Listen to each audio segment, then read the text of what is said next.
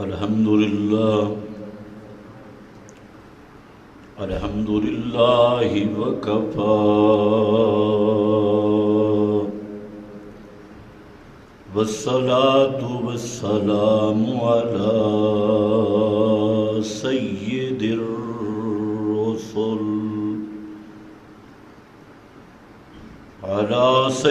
الرسل وخاتم الأنبياء.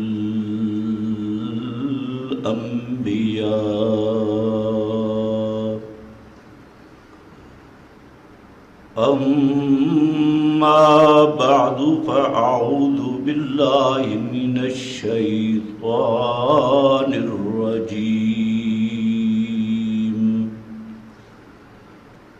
بسم الله الرحمن الرحيم.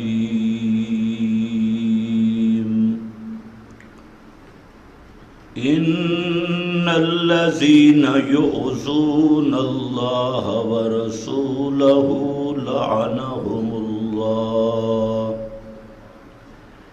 لعنهم الله في الدنيا والآخرة وأعد لهم عذابا مهينا. سبحان ربك رب العزة عما يصفون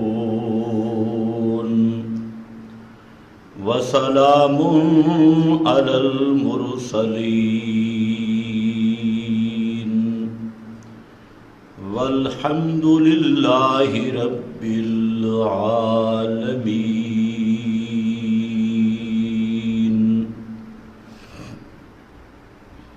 انتہائی قابل قدر بزرگوں اور بھائیوں، سورۃ الاحزاب کی ایک آیت تلاوت کی ہے. یوں تو سورۃ الاحزاب میں نبی کریم صلی اللہ علیہ وسلم کے آداب، حقوق اور عظمتوں کا بیان ہے. تین چیزیں بڑی صراحت کے ساتھ اس صورت میں بیان ہوئی ہیں، اور ان میں سے ایک آیت یہ ہے جو تلاوت کی. اس میں اللہ رب العزت نے ان لوگوں کا ذکر کیا جو اللہ کے رسول صلی اللہ علیہ وسلم کو ایذا دیتے ہیں.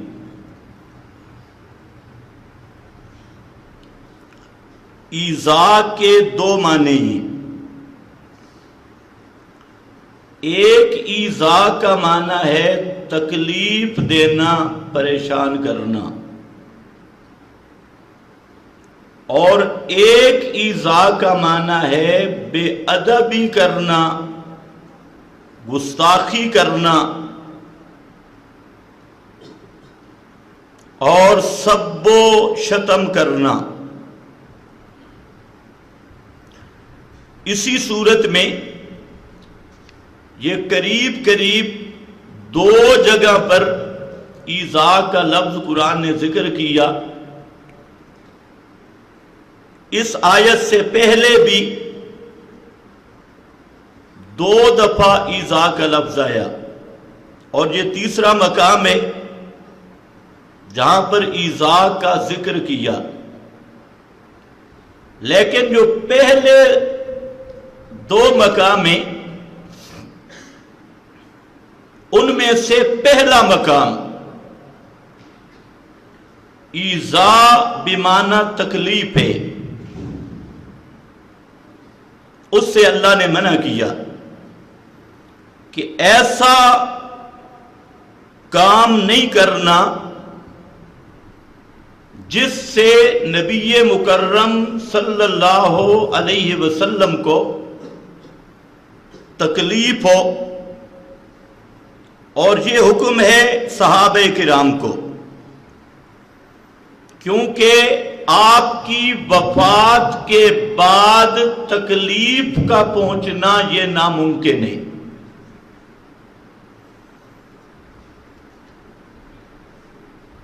یہ بات ذرا اچھی طرح ذہن نشین کر لے۔ تو یہاں ایذا کا معنی تکلیف دینا، پریشان کرنا، وہ کیا ہے؟ نبی کریم صلی اللہ علیہ وسلم کے گھر کے آداب ذکر کیے۔ حضرت زینب رضی اللہ تعالی عنہا کا ولیمہ تھا، تو صحابہ کرام کچھ دیر زائد بیٹھ گئے، جس سے آپ کو پریشانی لاحق ہوئی۔ آپ باہر تشریف لے گئے تو یہ گپ شپ کے ماحول میں، دینی گپ شپ تھی، اس میں بیٹھ گئے، تو آپ پر یہ بیٹھنا گراں گزرا، کیونکہ اور کام منہ کی مصروفیت بھی تھی۔ تو اللہ تعالیٰ نے اس مقام پہ ادب ذکر کیا، اور وہ یہ ہے یا ایھا الذین آمنو، اے ایمان والو، لا تدخلوا بیوت النبی، نبی کے گھر میں داخل نہیں ہونا، الا ان یؤذن لکم، مگر یہ کہ تمہیں اجازت دی جائے۔ یہ پہلا ادب کہ پیغمبر کریم کے گھر میں بغیر اجازت کے داخل نہیں ہونا۔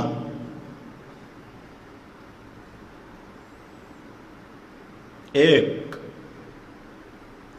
اور دوسرا کہ جب تمہیں پیغمبر کریم بلائے، اذا دعیتم فادخلوا، پھر داخل ہو، لیکن وہاں پر فَإِذَا طَعِمْتُمْ فَانْتَشِرُوا، جب کھانا کھا لو تو پھر فَانْتَشِرُوا، فوراً چلے جاؤ، زیادہ دیر لمبی بیٹھنے کی ضرورت نہیں۔ فَانْتَشِرُوا وَلَا مُسْتَأْنِسِينَ لِحَدِيثٍ، آپس میں گفتگو میں بیٹھنا نہیں ہے۔ آگے ذکر کیا ان ذالکم کان یؤذی النبی، یہ بات میرے پیغمبر کو تکلیف کا باعث بنتی ہے۔ یؤذی النبی، اب یہاں پر ذرا گن لو، پہلا حکم دیا کہ پیغمبر کے گھر میں بغیر اجازت کے داخل نہیں ہونا، جب آپ اجازت دیں تب داخل ہونا ہے۔ دوسرا حکم کہ داخل ہونے کے بعد وہاں پر لمبی گپ شپ نہیں لگانی، کھانا کھا کر دعوت جب پوری ہو تو پھر چلے جاؤ، کیونکہ زیادہ وہاں پر بیٹھنا پیغمبر کریم کے لیے تکلیف کا باعث بنتا ہے۔ یہاں ایذا کا معنی کیا ہے؟ تکلیف۔ اور اخلاقیات کا باب بھی قرآن نے ذکر کیا، یہ حکم آپ لوگوں کو بھی ہے کہ کسی کے گھر میں بغیر اجازت کے داخل نہیں ہو سکتے۔ یہ دوسرے مقام پہ قرآن مقدس نے اس کی وضاحت کر دی، اجازت لے کے جانا ہوگا، بغیر اجازت نہیں جا سکتے۔ اور دوسرا بلا ضرورت وہاں پر بیٹھ بھی نہیں سکتے۔ جو کام ہے وہ کرو اور جاؤ. اگر اس حکم کو ہم سمجھ لیں تو اس میں کئی فوائد ہیں. آج جتنا ہمارا معاشرے کا بگاڑ ہے وہ قرآن کی تعلیم چھوڑنے کی وجہ سے. خیر بہرحال یہ ایک لمبا موضوع ہے. تو یہاں دو چیزیں ذکر کی کہ پیغمبر کے گھروں میں بغیر اجازت داخل نہیں ہونا اور لمبی دیر تک وہاں بیٹھنے کی بھی اجازت نہیں. ایک مسئلہ آپ بتا دیں, یہ بیٹھنے والے کون تھے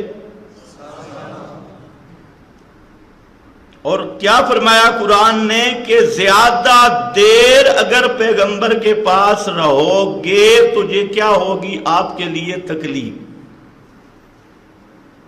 یہ جن لوگوں کا عقیدہ ہے کہ نبی کریم صلی اللہ علیہ وسلم اب بھی دنیاوی حیات سے زندہ ہیں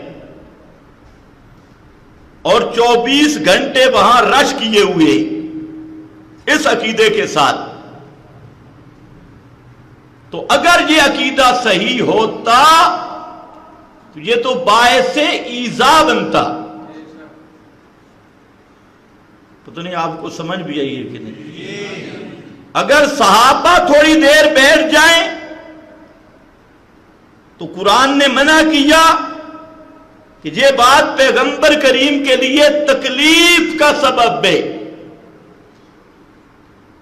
اور آج اتنا رش اور حیات بھی دنیاوی, دیکھتے بھی ہیں سنتے بھی ہیں, اور صرف ایک ہی کام ہے وعلیکم سلام وعلیکم سلام وعلیکم سلام وعلیکم سلام وعلیکم سلام وعلیکم سلام. تو ایمان سے سوچو یہ عقیدہ ادب والا ہے یا بے ادبی والا ہے؟ اللہ سمجھنے کی توفیق عطا فرمائے. اس میں بے ادبی ہے, ادب نہیں. تو بہرحال میں یہ عرض کر رہا تھا کہ ایذا کا معنی جہاں کیا ہے تکلیف ہے. پھر اگلی آیت میں ذکر کیا, اچھا اسی میں ایک اور حکم بھی ذکر کیا. فرمایا کہ پیغمبر کریم آپ کو کہتے نہیں چلے جائیں, اس لیے کہ آپ حیا فرماتی. حیا مانے ہے کہ آپ کو کہیں بھئی اب چلے جاؤ, اور فرمایا واللہ لا یستحیی من الحق, اللہ حق بیان کرنے سے رکتا نہیں. یہ میرا اصل جو مسئلہ ہے یہ حق ہے اور اس کو اللہ بیان کر رہا ہے. اللہ نے تمہیں حکم دیا ہے. اس سے ایک تو پیغمبر کریم کی عظمت بھی ثابت ہوتی ہے, آپ کی شان, کہ ذرا سی تکلیف بھی اللہ تعالیٰ کو گوارا نہیں. کہ پیغمبر کریم کو اتنی تکلیف بھی آئے, اتنی پریشانی بھی آئے, اس تھوڑی سی پریشانی بھی پیغمبر کریم کی اللہ کو گوارا نہیں ہے. یہ وہ قرب ہے اور وہ شان اور عظمت ہے. ساتھ ذکر کیا وَإِذَا سَأَلْتُمُوهُنَّ مَتَاعًا فَاسْأَلُوهُنَّ مِنْ وَرَاءِ حِجَابٍ. یہ تیسرا حکم ہے کہ اگر اس دوران ازواج مطہرات سے کوئی چیز منگوانی پڑ جائے تو سوال کرنا ہے لیکن پردے کے پیچھے سے, من وراء حجاب, پردے کے پیچھے سے. یہ صحیح ہے مسئلہ, پردے کے, کیونکہ پردہ کیوں لگایا جاتا ہے؟ تاکہ نظر, اور کس کو حکم ہے؟ صحابہ کو, کہ پردے کے پیچھے سے سوال کرنا, درمیان میں پردہ ہو. تو معلوم ہوتا ہے اصحاب رسول بھی پردہ کے اندر سے نہیں دیکھ سکتے. اور آج بے ایمان ملا کیا کہتے ہیں؟ 8 گز مٹی کے پردوں سے مردہ دیکھتا ہے. اس کو مردوں کی پڑی ہے. یہاں زندہ صحابہ ہیں اور درمیان میں کپڑے کا پردہ ہو تو پار دیکھ سکتے نہیں. اس لیے فرمایا فَاسْأَلُوهُنَّ، ان سے سوال کرو، من وراء حجاب. آگے پھر یہ الفاظ ذکر کر کے 3 احکام، پھر لفظ ایذا آیا اور فرمایا وَمَا كَانَ لَكُمْ أَن تُؤْذُوا رَسُولَ اللَّهِ، خبردار تمہارے لیے یہ قطعاً جائز نہیں کہ پیغمبر کریم کی بے ادبی کرو. جہاں ایذا کا معنی کیا ہے؟ بے ادبی. پہلے ایذا کا معنی تھا تکلیف، اب ایذا کا دوسرا معنی ہے پیغمبر کی بے ادبی کا نہ سوچنا. اور وہ کیا ہے بے ادبی؟ ایک ان میں یہ ہے بلا ان تنکحوا ازواجہ من بعدہ ابدا، پیغمبر کی بیویاں تمہاری مائیں ہیں اور پیغمبر کی وفات کے بعد وہ تمہارے لیے حلال نہیں، وہ تمہاری مائیں ہیں، ان سے نکاح نہیں کر سکتے. اب یہ نسکتی کا مسئلہ ہے. یہاں سے بھی یار لوگوں نے لوگوں کو گمراہ کرنے کی کوشش کی. جی نبی کی بیویوں سے نکاح کیوں نہیں؟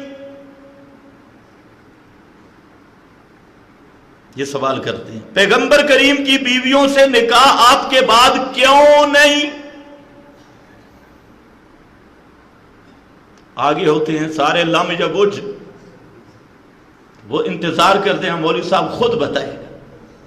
جی اس لیے کہ پیغمبر کریم زندہ ہے، اس لیے آپ کی بیویوں کا بعد میں نکاح کسی سے نہیں. یہ کہتے ہیں کہ نہیں کہتے؟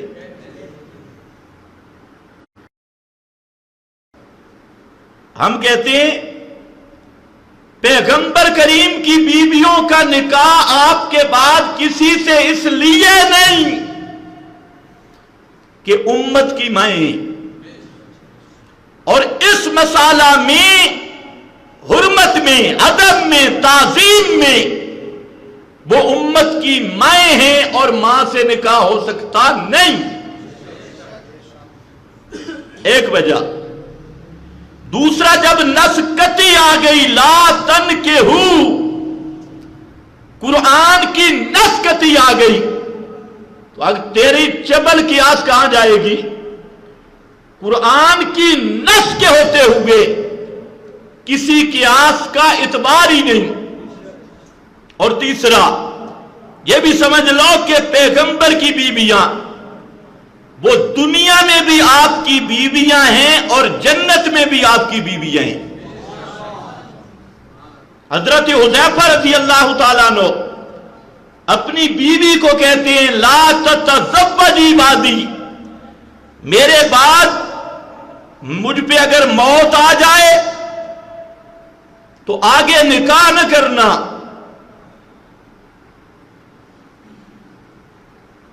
کیوں؟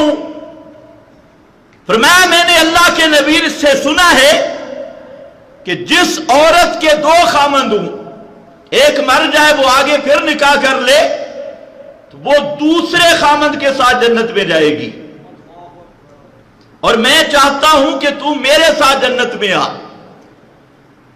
اور آگے ذکر کیا وَلِذَالِكَ حُرِّمَ أَزْوَاجُ النَّبِيِّ، یہی وجہ تھی کہ اللہ نے پیغمبر کی بیویوں ازواج مطہرات کو امت پہ حرام کیا، ماں کا درجہ دیا. لِأَنَّهُ أَزْوَاجُهُ فِي الدُّنْيَا وَأَزْوَاجُهُ فِي الْآخِرَةِ، اس لیے کہ پیغمبر کی بیویاں دنیا میں بھی آپ کی بیویاں ہیں اور جنت میں بھی آپ کی بیویاں ہیں. تو فرمایا ایذا نہ دینا، جہاں ایذا کا معنی بے ادبی ہے۔ پھر تیسرے مقام پہ ایذا کا لفظ آیا جو میرا موضوع گفتگو ہے۔ یہ اس لیے میں نے وضاحت کر دی کہ بعض لوگ ایذا کا مفہوم نہیں سمجھتے۔ ہر جگہ پہ ایذا کا مفہوم جدا ہے اور اس پہ قرینہ موجود ہے۔ پہلا جو میں نے کہا تکلیف اور گرا گزرنے والا، وہ تو ہے یا ایھا الذین آمنوا، اور وہاں بے ادبی والا معنی اس لیے نہیں بن سکتا کہ پیغمبر کی بے ادبی مومن نہیں کر سکتا۔ وہ یا ایھا الذین آمنوا خود بتا رہا ہے کہ وہ تبھی تکلیف ہے۔ اور جہاں تیسرا مقام فرمایا ان الذین یعظون اللہ ورسولہ، بے شک وہ لوگ جو اللہ کو ایذا دیتے ہیں اور اس کے رسول کو ایذا دیتے ہیں۔ یہ جملہ قابل غور ہے، اللہ کو ایذا دیتے ہیں اور اس کے رسول کو ایذا دیتے ہیں۔ اب سوال یہ ہے کہ اللہ کو تکلیف آتی ہے؟ سوچ لو، اللہ تعالیٰ کو کسی قسم کی کوئی تکلیف؟ تو یہاں ایذا کا معنی تکلیف والا نہیں، اسی لیے لفظ اللہ کو پہلے ذکر کیا، ان الذین یعظون اللہ، بے شک وہ لوگ جو اللہ کو ایذا دیتے ہیں۔ تو قرآن خود متعین کر رہا ہے کہ یہاں ایذا کا معنی تکلیف والا نہیں، یہاں ایذا کا معنی بے ادبی، گستاخی، سب و شتم، تنقیص، عیب لگانا، تنقیص کرنا، یہ معنی ہے ایذا کا۔ اور اس کی دلیل لفظ اللہ کو پہلے ذکر کیا، اللہ تعالیٰ کی بے ادبی لوگوں نے کی، اللہ تعالیٰ کی تنقیص لوگوں نے کی، اللہ تعالیٰ پر عیب لوگوں نے لگائے، لیکن اللہ کو تکلیف کوئی نہیں دے سکتا، وہ تکلیف سے پاک ہے۔ عیب لگائے کہ نہیں؟ کیا عیب؟ اللہ کا شریک بنانا، یہ سب سے بڑا اللہ پر عیب لگانا ہے۔ جو اللہ کا شریک مانتا ہے کہ کوئی دوسرا مشکل کشا بھی ہے، کوئی دوسرا حاجت روا بھی ہے، تو وہ اللہ پہ عیب لگا رہا ہے، اللہ کو گالیاں دے رہا ہے، سب و شتم کر رہا ہے، اور اللہ کی گستاخی اور بے ادبی کی حد پار کر رہا ہے، کیونکہ اللہ کی عزت توحید ہے، اس کی وحدانیت یہ اس کی عزت کی چادر ہے، اور جو اس چادر کو پھاڑتا ہے شرک کے ذریعے اور رب کا شریک پیغمبر کو بنائے، تب بھی وہ اللہ کو گالیاں دینے والا ہے۔ کسی ولی پیر فقیر زندہ مردے کو رب کا شریک بنائے، اس ظالم نے اللہ کو گالیاں دیے۔ اور خود حدیث میں اللہ فرماتے ہیں شاتمانی ابن آدم، آدم کا بیٹا مجھے گالیاں دیتا ہے، آدم کا بیٹا مجھے گالیاں دیتا ہے۔ وہ کیا گالیاں ہیں؟ وہ کہتے ہیں اتخذ اللہ ولدا، کہ اللہ نے دوسروں کو بھی اختیارات دے رکھی، پتریلا بنا رکھا ہے۔ جس طرح بیٹا باپ کے گھر کا مختار ہوتا ہے، اللہ نے دوسروں کو بھی اختیارات دیے ہیں کھوٹی قسمت کھری کرنے کے، بیٹے بیٹیاں دینے کے، رزق میں وسعت کرنے کے، اور قسمتیں تقسیم کرنے کے، رزق تقسیم کرنے کے، حاجتیں مشکلیں پوری کرنے کے اللہ نے ان کو طاقتیں دے رکھی ہے.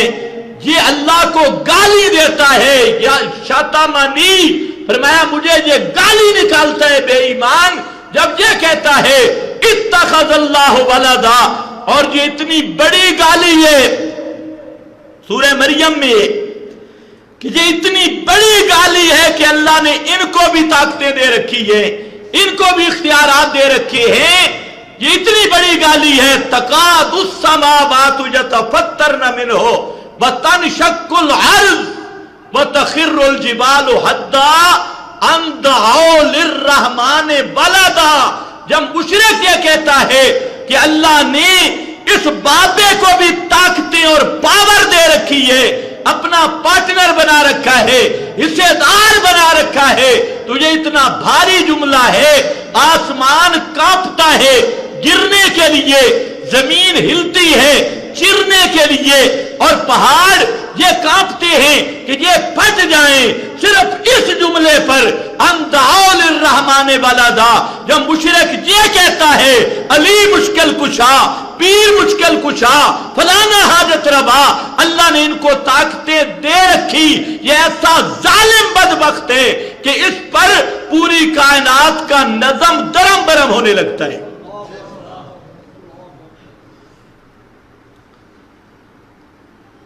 بے ادبی ہے یا نہیں؟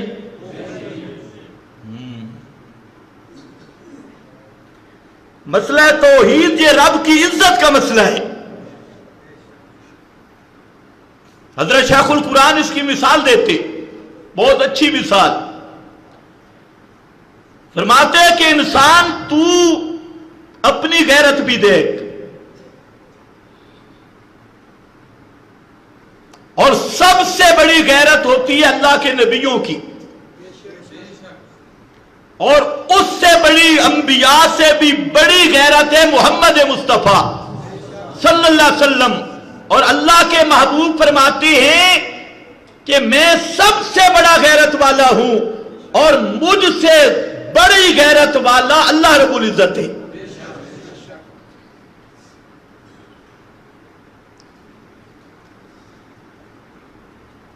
انسان اپنی عزت میں کسی کو شریک کرے گا؟ شیخ اس کی مثال دیتے سمجھانے کے لیے کہ ایک عورت ہے، وہ خامند کی بڑی خدمت گار ہے، ساری رات اس کے پاؤں دباتی ہے، سر دباتی ہے، اس کی خدمت کرتی ہے، کھانے کی بڑی ماہر ہے، اچھے کھانے پکاتی ہے، اور ہر طرح گھر کا خیال رکھتی ہے. لیکن اس میں تھوڑی سی ایک بیماری بھی ہے، وہ کسی اور سے بھی تھوڑی سی اس کی دوستی ہے، خامند کے کسی دوست سے اس کی بھی تھوڑی سی دوستی ہے، مہینے میں ایک آدھ دفعہ اس کے پاس بھی چلی جاتی ہے. تو خامند اس کی خدمت کو دیکھے گا یا اپنی غیرت کو دیکھے گا؟ کوئی غیرت والا خامند برداشت کرے گا؟ اچھا خامند کے بھائی کے ساتھ چلی جائے، سوچ لو، خامند کے باپ کے ساتھ اس کا یہ تعلق ہو، کیا کہو گے؟ کیڑی گل ہے، اپنا ہے نا، پرایا تو نہیں. خامند کا دوست ہے، کوئی مسئلہ نہیں، خامند کا بھائی ہے، کوئی مسئلہ نہیں. کوئی غیرت والا برداشت نہیں کرے گا. تو فرمایا جس طرح یہ غیرت والا برداشت نہیں کرتا، اسی طرح میرا رب بھی اپنی عزت میں شریک برداشت نہیں کرتا، چاہے اپنے کو شریک کیا جائے یا بیگانے کو شریک کیا جائے. توحید رب کی عزت ہے. اسی لیے اللہ نے فرمایا ان اللہ لا یغفر ان یشرک بہ وَيَغْفِرُ مَا دُونَ ذَلِكَ لِمَن یشاء. فرمایا شرک معاف نہیں کروں گا، اس کے علاوہ جو چاہوں گا معاف کر دوں گا. لیکن شرک والا مسئلہ یہ ایسا مسئلہ ہے لا یغفر، جو شرک کا جرم ثابت ہو گیا تو کبھی مغفرت نہیں ہو سکتی اور کبھی بخشش نہیں ہو سکتی. آج لوگ اس بات کو معمولی سمجھتی، تو لوگوں نے اللہ کی بے ادبی کی، گستاخی کی، عیب لگائے، گالیاں دی. یہاں پر بھی یؤذون اللہ، ایذا کا معنی بے ادبی، گالیاں اور عیب لگانا ہے. آگے ذکر کیا برسولہ، اور اس کے رسول کو ایذا دی، رسول کی بے ادبی کی، تنقیص کی، گستاخی کی پیغمبر کی شان میں. تو سنو اس کا انجام کیا ہوگا. فرمایا لعنہم اللہ فی الدنیا والآخرہ، دنیا میں بھی اس پر خدا کی لعنت ہے، آخرت میں بھی اس پر خدا کی لعنت ہے. وَأَعَدَّ لَهُمْ عَذَابًا مُهِينًا. قرآن میں عذاب کے کئی صفات آئیے حسب موقع. کہیں قرآن کہتا ہے وَلَهُمْ عَذَابٌ عَظِيمٌ، عذاب کی صفت عظیم آئی، بڑا عذاب. کہیں قرآن کہتا ہے عذاب علیم، دردناک عذاب. اور کہیں قرآن کہتا ہے عذاب مہین، ذلت والا عذاب. اس کے ساتھ 3-4 اور بھی اس طرح کے اوصاف ہیں جو عذاب کو جس کے ساتھ موصوف کیا گیا. لیکن ایک ضابطہ ذہن میں رکھ لیں کہ عذاب عظیم یہ عام ہے، اس کافر کو بھی ہوتا ہے اور فاسق کو بھی ہوتا ہے. اور عذاب علیم اکثر قرآن نے جہاں ذکر کیا تو کافر کے تذکرے میں ذکر کیا، دردناک عذاب کافر کو. اور عذاب مہین اول سے لے کے آخر تک قرآن کا مطالعہ کر لو، جہاں عذاب مہین آیا ہے تو یہ سزا صرف کافر کی سزا ہے، فاسق یا فاجر کی سزا عذاب مہین قرآن نے ذکر نہیں کیا. یہاں پر کیا آیا؟ عذاب اعد لہم عذابا مہینا، اس کے لیے عذاب مہین تیار کیا. تو اللہ نے فیصلہ کر دیا کہ جو اللہ اور اس کے رسول کو ایذا دیتا ہے اس کے لیے عذاب مہین ہے، یعنی وہ پکا کافر ہے اور اس کافروں والی سزا کا وہ مستحق ہے. ذرا سوچ کے بے شک آگے کرنا، کافروں والی سزا کا مستحق ہے. تو قرآن مقدس کی اس آیت نے بتا دیا کہ جو اللہ کے رسول کو ایذا دے وہ کون ہے؟ او پچھلے بولو کون ہے؟ وہ کون ہے؟ یہ کس کا مسئلہ ہے؟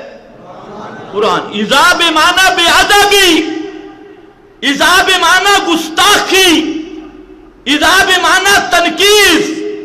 جو پیغمبر کی تنقیص کرے، پیغمبر کی بے ادبی کرے، پیغمبر کی گستاخی کرے تو اس کے لیے عذاب مہین وہ ایسے ہے جیسے مشرک کافر ہے، اسی طرح گستاخ رسول اور پیغمبر کو ایذا دینے والا بھی کافر ہے.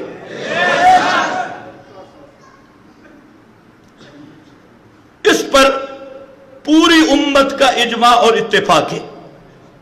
قاضی یاد نے شفا میں اور ملا علی قاری نے شرح شفا میں، خفاجی نے نسیم الریاض اور البحر الرائق، مجمع الانہر، فتاوی عالمگیری اور بزازیہ اور دنیا میں جتنے فتاوے موجود ہیں، مغنی ابن قدامہ، حنبلی، شافعی، مالکی، حنفی، سب علماء متفق ہیں کہ پیغمبر کریم کی ادنا سا بے ادبی کرنے والا بھی مسلمان نہیں رہ سکتا. حتیٰ کہ یہاں یہ مسئلہ لکھا کہ جس آدمی نے پیغمبر کے بال کی تحقیر اور توہین کی وہ بھی کافر ہے. پیغمبر کے کھانے کی توہین کی وہ بھی.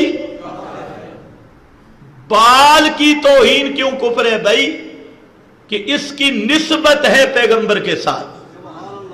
ساری دنیا کے بالوں کی توہین کرے کافر نہیں، لیکن جو بال محمد عربی کے ساتھ جڑ گیا اس کی توہین کرے اور شعر کو شعر کہہ دے تصغیر کے ساتھ حقارت کی نیت سے، تو تمام امت کے نزدیک وہ آدمی دائرہ اسلام سے خارج ہو جاتا ہے اور کافر ہو جاتا ہے، اس لیے کہ اس بال کی نسبت ہے محمد مصطفیٰ کے ساتھ. اچھا، یہاں ایک عجیب مسئلہ لکھا ہے،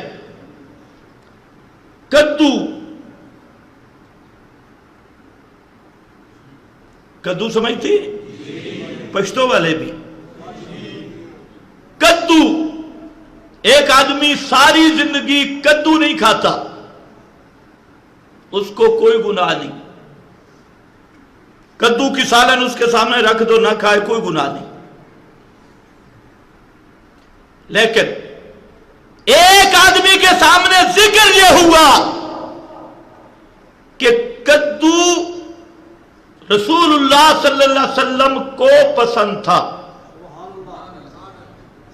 اب وہ بولا نہیں، اس کے ماتھے کے آثار سے نفرت ظاہر ہوئی، ماتھا بگڑا اور حقارت ظاہر ہوئی.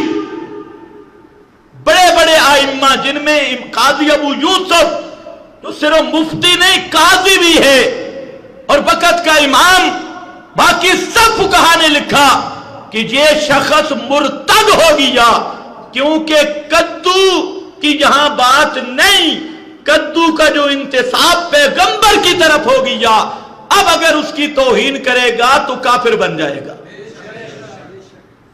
اس پہ سب علماء متفق ہے. پیغمبر کے جوتے کی توہین کرے کیا بنے گا؟ بولو، میں نے بات تو آگے کرنی ہے. جوتی کی توہین کرے کیا بنے گا؟ اچھا، ویسے پورا بازار آپ صدر میں چلے جائیں، جوتوں والی دکان، ساری جوتوں کو الٹا کر دیں، کچھ بھی نہیں ہوگا. یہ الگ بات ہے کہ دکاندار آپ کو مارے، لیکن ہوگا کچھ بھی نہیں شرعی. لیکن وہ جوتا جس کی نسبت محمد مصطفیٰ سے جڑ گئی، اب اس جوتے کا ہلکا نام لینا بھی کفر ہے. تو کیا میں پوچھ سکتا ہوں، پیغمبر کے وہ بال جن کی نسبت نبی کی طرف ہو، ان بالوں کی توہین کرنے والا بالاتفاق کافر. جس جوتی کی نسبت محمد مصطفیٰ کی طرف ہو، اس جوتی کی توہین کرنے والا بالاتفاق کافر. جس کھانے کی نسبت محمد مصطفیٰ کے وجود کی طرف ہو، اس کھانے کی توہین کرنے والا بالاتفاق کافر. اور جن صحابہ کی نسبت مصطفیٰ کی طرف ہو، جن صحابہ کی نسبت اہل بیت اطہار کی نسبت محمد مصطفیٰ کی طرف ہو، ان کی طرح میلی آنکھ دیکھنے والا مسلمان ہوگا یا کافر ہوگا؟ یہ عجیب بات ہے، جہاں پر مفتیوں کو دارالافتا نظر آتا ہے، بڑے بڑے مفتی پھنسے ہیں. اب فیصلہ یہ نہیں کرنا، یہ بات سن لو، کلیئر کٹ مسئلہ ہے کہ جو محمد عربی کے کسی صحابی کی توہین کرتا ہے اس کے کافر ہونے میں کوئی شک نہیں. اب مسئلہ تیرے پاس ہے کہ جو مفتی اسے کافر نہ کہے، وہ مفتی کیسے مسلمان ہے؟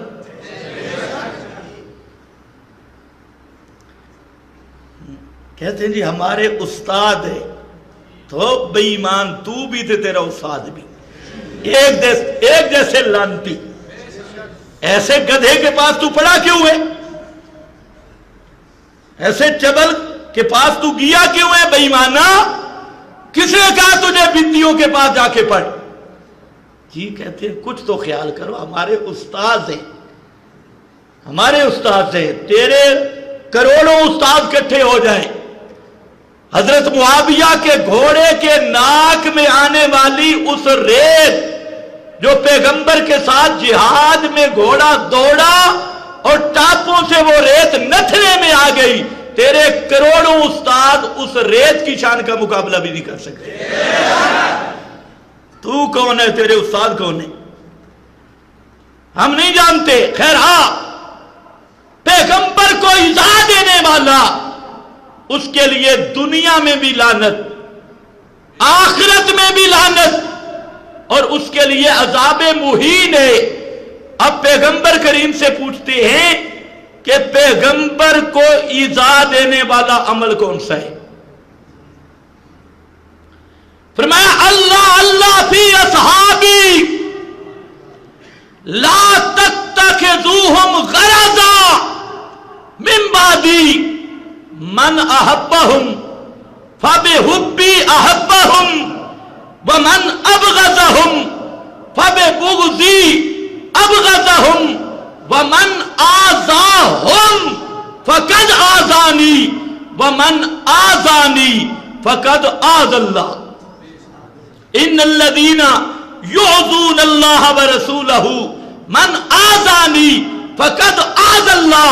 فرمایا لوگوں جو میرے صحابہ کی بے ادبی کرے، تنقیص کرے، صحابہ پہ اعتراض کرے، صحابہ کی شان میں بکواس بازی کرے، یہ وہ آدمی ہے جو مجھے بھی ایذا دے رہا ہے اور اللہ کی بھی بے ادبی کر رہا ہے۔ تو یہ مسلمان ہو گئے یا کافر؟ اعد لہم عذابا مہینا، یہ ہے پکا کافر۔ یہ قرآن کا مسئلہ ہے کہ پیغمبر کے صحابی پہ تنقید کرنے والا، اس پہ سب و شتم کرنے والا، اس کی تنقید کرنے والا، چاہے وہ تاریخ کے گندگی میں منہ داخل کر کے کرے، چاہے جھوٹی روایتیں بنا بنا کر، چاہے آل و سنت کی کتابوں کے جھوٹے حوالے دے کر یا کسی اور کتاب کے، تو جو صحابہ پہ الزام تراشی کرتا ہے، تنقید کرتا ہے، وہ پیغمبر کو ایذا دیتا ہے، اللہ کو ایذا دیتا ہے، اور جو اللہ اور اس کے رسول کو ایذا دیتا ہے اعد لہم عذابا مہینا۔ قرآن کا فیصلہ یہ ہے کہ وہ کافر ہے اور ہمیشہ جہنم میں رہے گا۔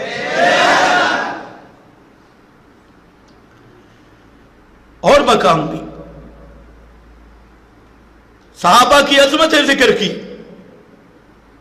عظمت ذکر کرنے کے بعد قرآن نے ایک جملہ کہا کہ یہ عظمتیں کیوں دی؟ لِيَغِيظَ بِهِمُ الْكُفَّارِ، لِيَغِيظَ بِهِمُ الْكُفَّارِ۔ صحابہ کو عظمتیں اس لیے دی کہ ان کے بغض رکھنے والے کا حکم واضح ہو جائے۔ ان سے جو بغض رکھتا ہے وہ مسلمان نہیں ہوتا، الکفار، ان کی بے ادبی کرنے والا۔ یہ سورۃ الفتح ہے، آخری آیت، آخر پہ عظمت صحابہ کے آخر پہ ذکر کیا، لِيَغِيظَ بِهِمُ الْكُفَّارِ۔ امام مالک نے، قرطبی نے یہاں سے استنباط کیا، اور امام مالک نے اس آیت کو پڑھ کے ذکر کیا، جو اصحاب محمد صلی اللہ علیہ وسلم کی تنقید کرتا ہے وہ آدمی کافر ہے، وہ آدمی مسلمان نہیں۔ امام مدینہ امام مالک کا یہ ارشاد تمام مفسرین حضرات نے لکھا، تو سب صحابہ کے متعلق یہاں یہی ذکر کیا کہ لِيَغِيظَ بِهِمُ الْكُفَّارِ، جو صحابہ سے بغض رکھتا ہے وہ مسلمان نہیں، وہ کافر ہے۔ اب یہ قرآن کا مسئلہ ہے بھائی، نہ اہل سنت کا نہ اہل تشیع کا، یہ قرآن کا مسئلہ ہے کہ صحابہ سے بغض رکھنے والا یہ کافر ہے۔ اب میں یہاں سے تقریر شروع کروں گا، تمہید ختم۔ اس دنیا میں ایک شخصیت اصحاب رسول کی دنیا میں ایک شخصیت جن کے متعلق معین طور پر، مشخص طور پر صحابیت قرآن مقدس کی نص قطعی میں ثابت ہے، اور اس کی وجہ یہ ہے جو اس کو مانتا ہے وہ سب کو مانتا ہے۔ یہ بھی ایک سوال تھا کہ ایک کی صحبت، ایک کی صحابیت قرآن نے قطعی طور پہ، مشخص طور پہ، معین طور پہ، اتفاقی طور پہ نص قطعی و ثبوت، قطعی و دلالت، صریح و دلالت میں بیان کر دی۔ اور یاد رکھو یہ اللہ کا کلام ہے، حکمت سے بھرا ہوا۔ اللہ کو پتا تھا ایک کی صحبت قطعی ہو جائے گی تو جو ایک کو مانے گا وہ کسی کا انکار نہیں کر سکے گا۔ آج بھی دیکھ لو، جس نے اس کو مانا اس نے سب کو مانا، اور جس نے اس کو نہیں مانا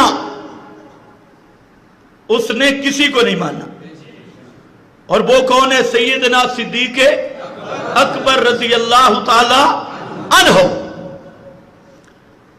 اب میرے اس بیان کو اہل سنت بھی توجہ سے سنیں، اور طلب حق کے متلاشی اہل تشیع تک میری آواز پہنچے وہ بھی توجہ سے سنیں۔ انشاءاللہ ایک دونے دو سے دو دونی چار، قرآن مقدس کا مسئلہ اور نص قطعی، اور نص بھی ایسی کہ تمام اہل تشیع کے مفسرین، تمام اہل سنت کے مفسرین، تمام اہل تشیع کے ائمہ، تمام اہل سنت کے اکابر اس بات پہ متفق ہیں کہ اس آیت میں سوائے ابو بکر صدیق کے کسی کا تذکرہ نہیں۔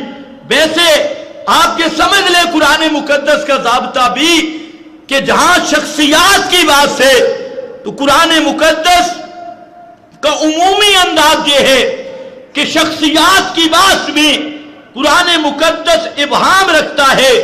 اس کی تفسیر میں کئی اقوال ہوتے ہیں کہ یہ آیت کس کے بارے میں نازل ہوئی۔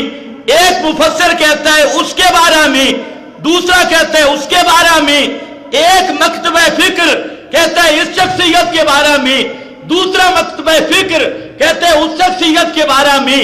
تو وہاں پر روایات کی آبھاس ہوتی ہے، کیل کول ہوتا ہے۔ لیکن جو آیت میں پیش کرنے لگا ہوں کہ یہ وہ آیت ہے 14 صدیوں میں جب سے یہ آیت آئی آج تک قرآن پہ ایمان رکھنے والے اور دعویٰ کرنے والے سب متفق ہیں کہ اس آیت میں صرف اور صرف جس کا تذکرہ ہے وہ ابو بکر صدیق ہے۔ اہل سنت کی بات نہیں کر رہا، یہ تو ویسے ہی مانتی تو حقیقی اہل سنت ہے۔ اور اہل تشیع اصول کافی اٹھا کے دیکھ لیں، وہاں پر بھی لکھا ہے اس آیت سے مراد صدیق اکبر ہے، ابو بکر صدیق۔ تفسیر البرہان اور اصول کافی میں مسئلہ اور بھی ہے، امام باقر فرماتی ہے، امام معصوم فرماتی ہے۔ تفسیر البرہان شیعہ مذہب کی تفسیر، اس میں لکھا ہے حضرت علی فرماتی ہے، یہاں امام باقر وہاں حضرت علی۔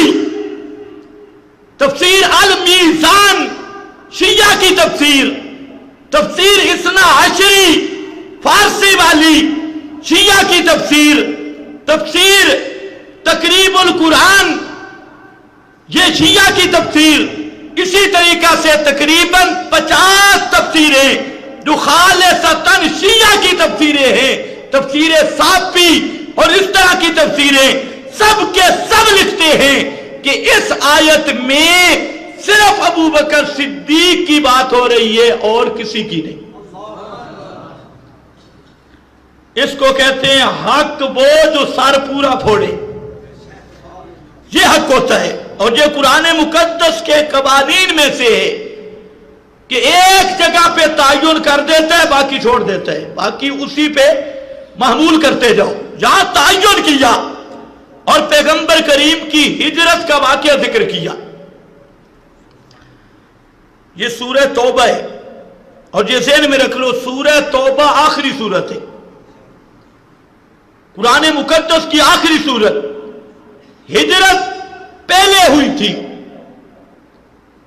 واقعہ سورہ توبہ میں ذکر ہوا، آپ کی زندگی کے آخری ایام میں، اور مقصد تھا شان صدیق اکبر کو بیان کرنا۔ ہجرت تو گزر گئی تھی، اب سورہ توبہ میں آخری سورت میں قرآن نے ذکر کیا، اور کس انداز میں ذکر کیا، سبحان اللہ۔ اس پہ اگر باتیں ہوں، میرے پہلے بھی تقریباً 4 گھنٹے کی گفتگو اس پر موجود ہے، لیکن اس سے ہٹ کر چند باتیں ذکر کروں گا کہ جہاں اللہ نے خود معین کر دیا، مشخص کر دیا۔ قرآن کے اندر دیکھو، یہ باعث مقام ہے قرآن کا کہ 3 اذ کٹھے ذکر کیے، 3 اذ آئے۔ کیا آئے؟ اذ اخرجہ الذین، اذ اخرجہ الذین اذ ہما اذ یقولو، یہ 3 اذ آئے۔ اور اذ آتا ہے واقعے کو مشخص کرنے کے لیے، کسی واقعہ کو معین کرنے کے لیے۔ فرمایا میرا پیغمبر یہ واقعہ کب کا ہے؟ اذ اخرجہ الذین، یہ وہ واقعہ ہے جب کافروں نے میرے نبی کو مکہ سے نکالا تھا۔ تو یہ واقعہ کیا ہے؟ ہجرت کا ہے یا کوئی اور ہے؟ بولو۔ اس اذ نے متعین کیا کہ یہ واقعہ کون سا ہے۔ اختلاف ہو سکتا ہے، کئی واقعات، ہزاروں واقعات آپ کی زندگی میں پیش ہے، لیکن فرمایا اذ، وہ متعین واقعہ جب پیغمبر کو مکہ والوں نے مکہ سے نکال دیا۔ ایک اچھا، اذ ہما، پھر اذ آیا، مکان کو معین کیا کہ یہ کہاں کی بات ہے، کس جگہ کی بات ہے؟ فرمایا غار کی بات ہے۔ اذ ہما، جگہ کا تعین ہے۔ اور تیسرا اذ یقولو، یہ بات کس سے ہوئی تھی؟ فرمایا صرف ایک سے ہوئی تھی۔ یہ شخصیت کا تعین ہے۔ 3 اذ ذکر کیے، پہلے اذ سے واقعہ متعین کیا، دوسرے اذ سے مکان متعین کیا، تیسرے اذ سے شخصیت اور زمان متعین کیا، اور یہ 3 اذ بتا رہے ہیں کہ اس آیت میں مراد صرف ابو بکر صدیق ہے، کوئی دوسرا ساتھ نہیں تھا۔ اور یہ مضمون پورے چیلنج کے ساتھ کہتا ہوں، یہ پاکستان کی شیعیت نہیں، ایران، کویت، عراق کی شیعیت اگر غیرت ہو تو اس قسم کی آیت ذرا حضرت علی کے لیے نکال کے دے۔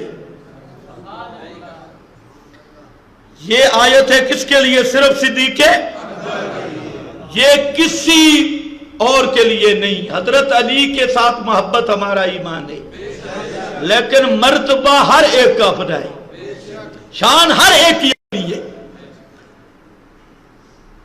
اب ذرا دیکھ رہے 3 تعین کیے، یہ پہلا نقطہ ہے اس آیت پر۔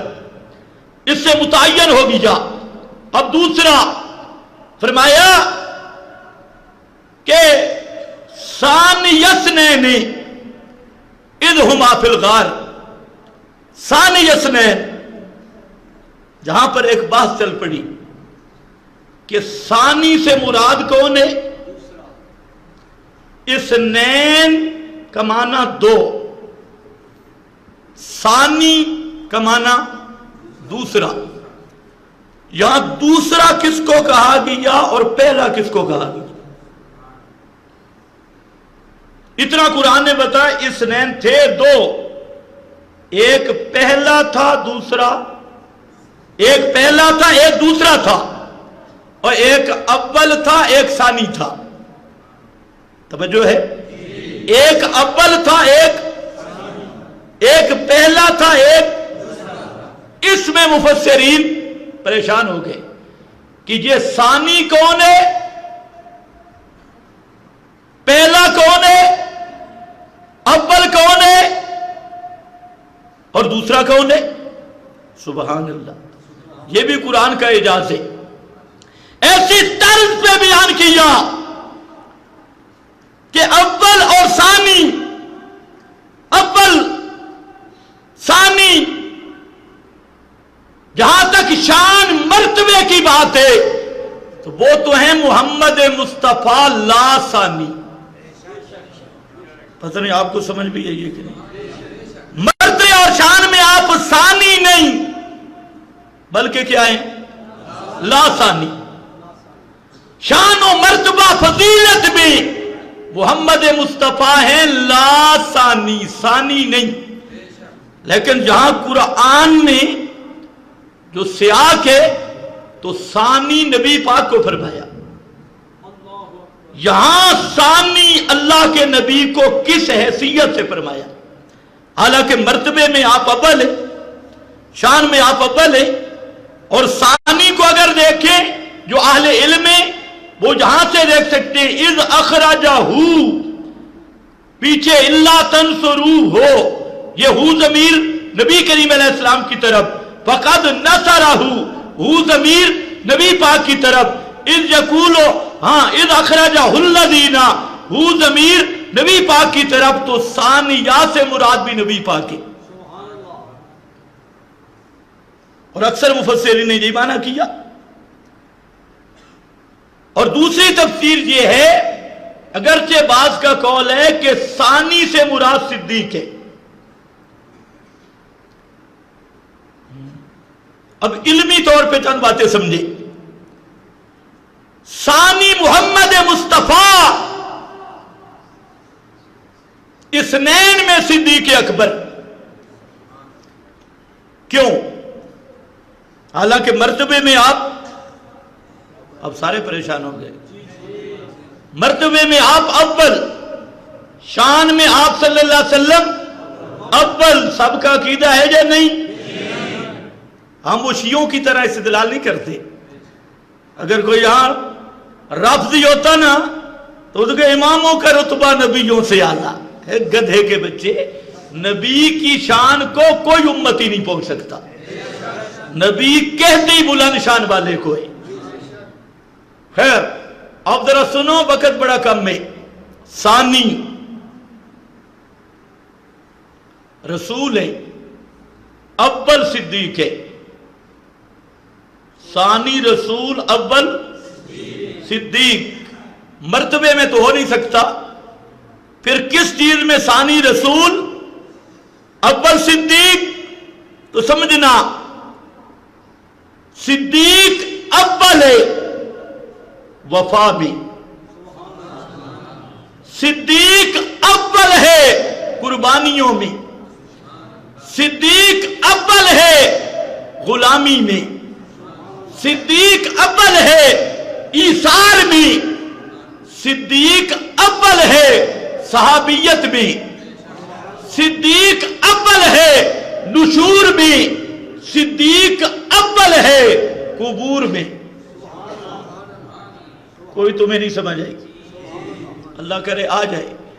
اول اس لحاظ سے، اور پیغمبر ثانی ہیں، اس لحاظ سے کہ جہاں اذہما فی الغار، غار میں پہلے صدیق داخل ہوئے، دوسرے نمبر پر رسول داخل ہوئے.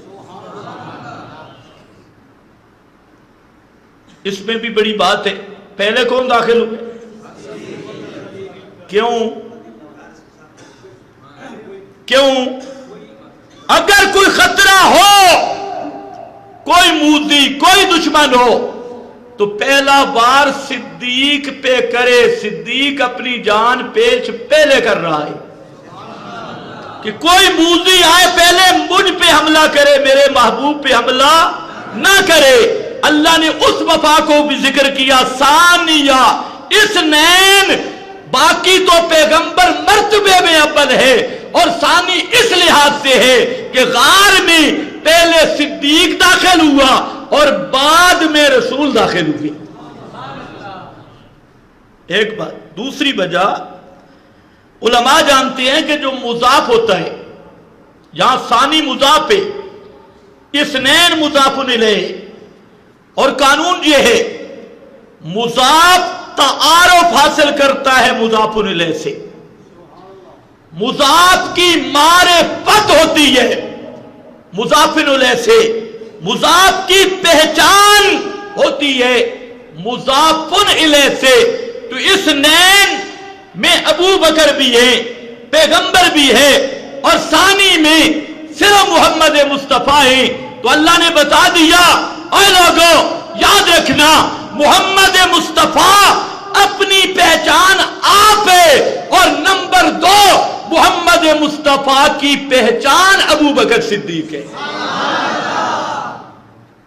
اثنین میں جمع کیا کہ محمد مصطفیٰ اپنی پہچان آپ بھی ہیں، اور محمد مصطفیٰ کی دوسری پہچان کون ہے؟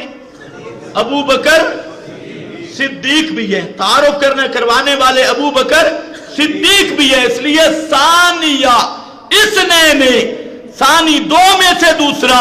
اور تیسری وجہ جملہ ایسا ذکر کیا، ثانی پیغمبر بھی بن سکے، ثانی صدیق بھی بن سکے، کیونکہ دونوں کی حیثیت شان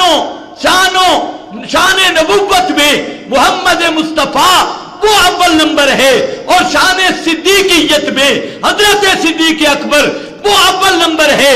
اور اس طرح انبیاء میں محمد کا ثانی کوئی نہیں، اولیاء میں صدیق اکبر کا ثانی کوئی نہیں. اس لیے دونوں ثانی ادھر بھی لوٹ سکتا ہے، ثانی ادھر بھی لوٹ سکتا ہے. ثانی اثنین اذ ہما فی الغار، جہاں پر بھی عجیب بات ہے، اثنین اس میں ظاہر ہے، ہما ضمیر ہے. اس میں ظاہر میں بھی صدیق اور نبی کو اکٹھا کر دیا اثنین میں، اور ضمیر میں بھی صدیق اور پیغمبر کو اکٹھا کر دیا. ضمیر میں بھی اکٹھا، ظاہر میں بھی اکٹھا. اللہ نے بتا دیا، اے کائنات والو، جس طرح ہما ضمیر میں پیغمبر اور صدیق اکٹھے ہیں، اثنین اس میں ظاہر میں پیغمبر اور صدیق اکٹھے ہیں، اسی طرح کائنات کی کوئی طاقت باطن میں بھی ظاہر میں بھی صدیق کو پیغمبر سے جدا نہیں کر سکتی. یہ ظاہر میں بھی اکٹھے رہیں گے، باطن میں بھی اکٹھے رہیں گے. نہ ظاہراً کوئی جدا کر سکتا ہے، نہ باطناً کوئی. آج جا مدینے میں ظاہراً اکٹھے ہیں کہ نہیں؟ آج بھی اکٹھے ہیں. اس لیے اثنین اس میں ظاہر ہے، ہما ضمیر ہے، اور ضمیر اندر کو کہتے ہیں. آپ کہتے ہیں میرا ضمیر یہ کہتا ہے، اسی سے ملتی جلتی عربی والی ضمیر ہے، وہ چھپی ہوئی چیزوں کو ظاہر کرتی ہے. تو اللہ نے بتا دیا ابو بکر صدیق وہ ہے جس کی مائیت ایسی کامل ہے کہ ظاہر سے بھی صدیقیت نبوت کے ساتھ ملی ہے، اور باطن سے بھی صدیقیت نبوت کے ساتھ ملی ہے. دیکھ لو قرآن، من النبیین ملا ہے کہ نہیں؟ من النبیین والصدیقین، ساتھ ملے جدا نہیں. ادھر اثنین ظاہری مائیت، ظاہری اتحاد، ظاہری مائیت ہے، ظاہری ملنا. اور انہو کانا صدیقا نبیا، تو صدیقیت وہاں نبوت کے اندر داخل ہے.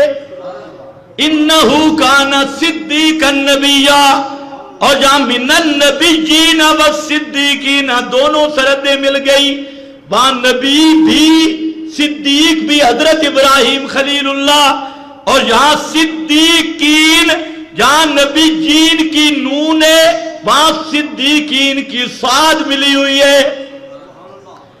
تو صدیق اور نبی کو جدا کوئی نہیں کر سکتا، ظاہراً بھی باطناً بھی. اور میری بات نہیں، اثنین اس میں ظاہر ہے، ہما ضمیر یہ ضمیر ہے، یہی بتا رہی ہے.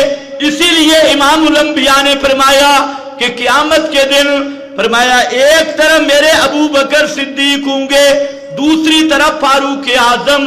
ہاں کذا، یوں آپ نے ہاتھ کر کے فرمایا ہاں کذا نباسو یوم القیامہ، اسی طرح سب مخلوق سے پہلے ہم تین پہلے زندہ ہوں گے اور پہلے قبر سے مبعوث ہوں گے. تینوں کٹھے اٹھیں گے، جنت کے دروازے میں کٹھے داخل ہوں گے، جنت میں داخلہ بھی کٹھا. تو قرآن نے یہ ذکر کیا ثانی اثنین، اس میں ظاہر میں پیغمبر اور صدیق کو کٹھا کر دیا، اور ہما ضمیر میں نبی اور صدیق کو کٹھا کر دیا. اب تیرا سینہ پیٹنے سے کیا ہوگا؟ یہ قرآن ہے بابا، قرآن. تو روایتیں اٹھا کے پھرتا ہے، باغ فدق تے باغ فلانا تے باغ فلانا. کوئی ایسی دلیل لانا جو اس کتاب اللہ سے اوپر ہو. ہے کوئی ایسی دلیل؟ باقی ہم تو ہر مسئلے میں اپنا عقیدہ بیان کرتے ہیں کہ قرآن کے مد مقابل ساری کتابوں کو بھی سمندر میں ڈال دے. نہیں مانتے ہم.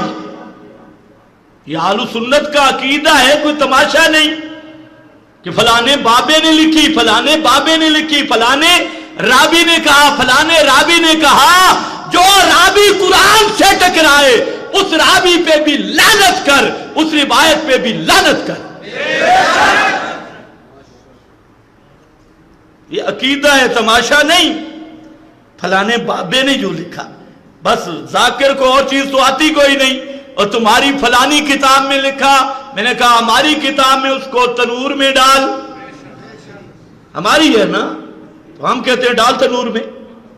ہماری کتاب قرآن ہے، وہ کتابڑی ہماری نہیں جو قرآن سے ٹکرائے. معرف ابن قتیبہ میں لکھا ہے، ابن اسیر میں لکھا ہے، البدایہ میں لکھا ہے. میں نے کہا سب کو تنور میں ڈال دے. ایک جگہ پہ ایک شیعہ مناظر آیا ہوا تھا سپیشل مناظرہ کرنے کے لیے.